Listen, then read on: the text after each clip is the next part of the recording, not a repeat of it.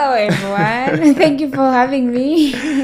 I'm so happy to be here and I'm so glad you've joined us. So my name is Jocelyn and I am a registered nurse by profession, and I'm really passionate about health as well.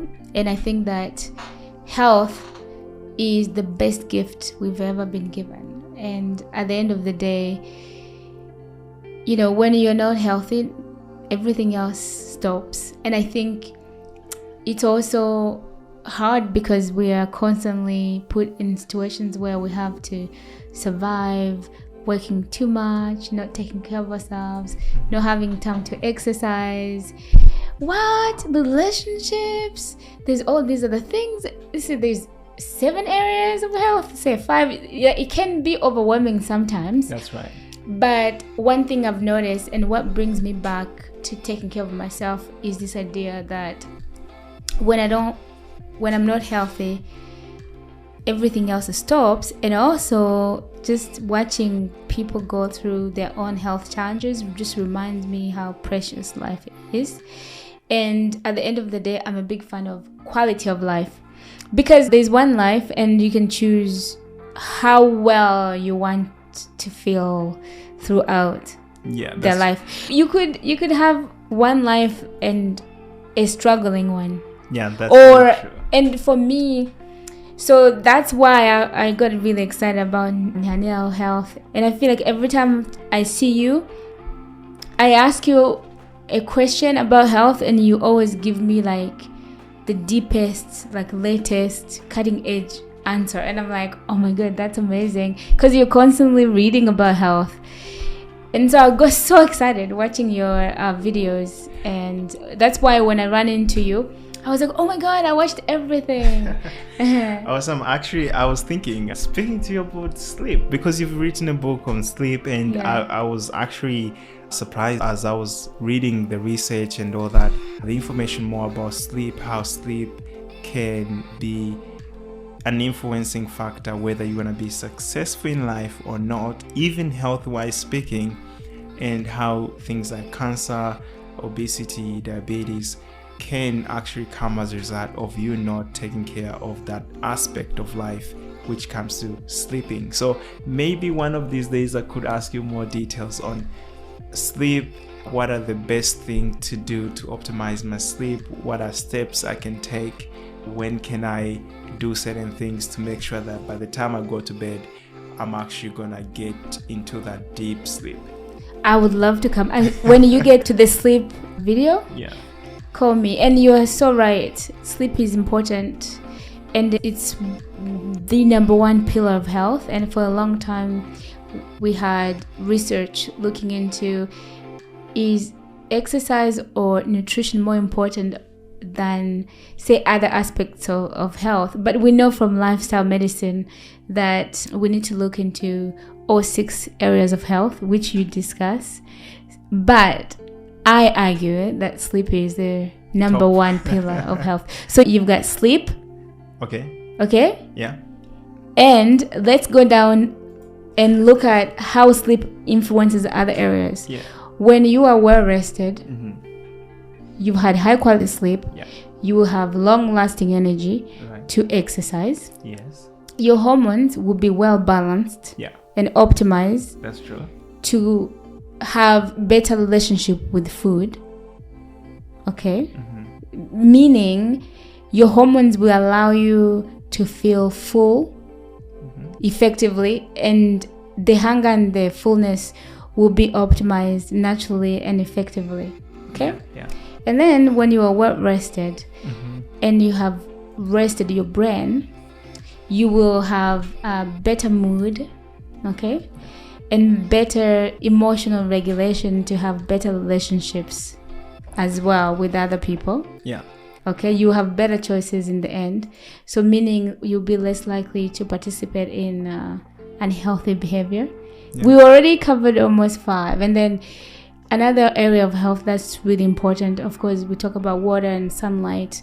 So you are more likely to actually move and participate and integrate in the day. And when we talk about better decisions, and ability to manage toxins. That's another area of health. Yeah. So I think sleep itself is a detoxification process. Awesome. That's very true. So I have this is my argument has been, I rest my case.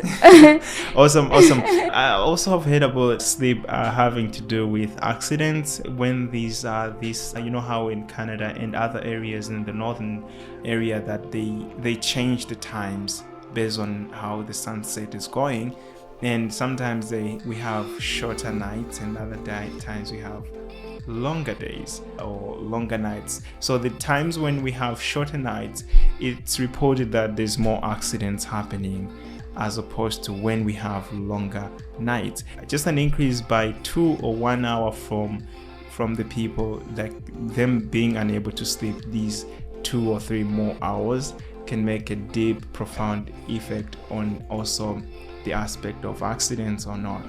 Another thing I wanted to ask you, more of a fun thing. I was looking at the things that I'm sharing with Nyani, our health.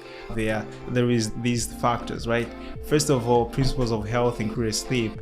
Another one is cancer, and another one was heart disease, accident, respiratory diseases, and mental health. So on all that, tell me, if let's say you're given a question, you're a nurse, you should know how does sleep affect this? And then after that, I think I'll bring more interesting question to make it more practical. How can I make sure I'm achieving the optimum sleep? Yeah, let's do it. So the first thing is, how can sleep or lack of sleep, for better words, affect or lead me to having any of those diseases mentioned out there? First one, accidents, is unfortunately, like you said, really researched and documented, and this has to do with the major impact of sleep deprivation on the brain function. And I always like to say, it doesn't matter how smart you are, because when the brain is deprived of the rejuvenation, and specifically, you know how we have the lymphatic system for the body? Yeah. So everything is drained, like all the toxins are being like drained basically. But we have this barrier for the brain, and so then when we sleep well, there is emotional regulation that actually happens to reduce the cortisol levels, first of all, and then you are also getting into that deep sleep where you have cellular rejuvenation. Everything is renewing, the organs are renewing. That means that's when you wake up, like that's why I wake up saying, hey, let's go for a run, and everybody's what's wrong with you, like yeah. So you have that long lasting energy to exercise. Now after that, with well-rested sleep also, your appetite hormones are being renewed, and you actually have a healthier relationship with food. You have healthier choices, and you have healthier choices also because the emotional parts of the brain that usually leads you to craving unhealthy, high-calorie food is well balanced. They did some brain image studies, and they found out that when people were sleep deprived, the part of the brain that controls emotions, it's called amygdala. Yeah, it was so lit up. It was hyperactive, meaning you end up craving those unhealthy, high-calorie foods when you didn't have a good night's sleep. In fact, I saw research that indicated that when we are sleep deprived, we end up craving or eating up to 500 extra calories, and those calories are not coming from vegetables, they're coming from those unhealthy empty calories. So moving forward, now you are exercising and eating healthy, that's great, but also because of the emotional rejuvenation, you are much calmer. Have you noticed that sometimes you wake up in the morning and you are irritable, and every conversation just doesn't seem to go smoothly? It's because sleep deprivation actually is going to make us more irritable. And there is a study that was actually done in 2023, and they found out that sleep deprived people tend to be more angry. And all to say that sleep deprivation is definitely going to mess up with our emotions. And at the end, we are good people with good characters, but then comes sleep deprivation, everybody just turns into someone different. And hopefully it's temporary, because if it's over time, people might start to think that it's your character. Yeah. Right? So and then when it comes to the big part of health, like toxin regulation and managing toxins, and this is preventing bad toxins from coming in and releasing the bad toxins that are already built. Yeah. And basically, like, our body is constantly creating metabolites and toxins. That's pretty much the essence of most of our organs. Like the liver detoxifying, the kidneys always cleaning. It's always, so it might just shock some people, like, no, I don't have toxins. No, this is just how it will work.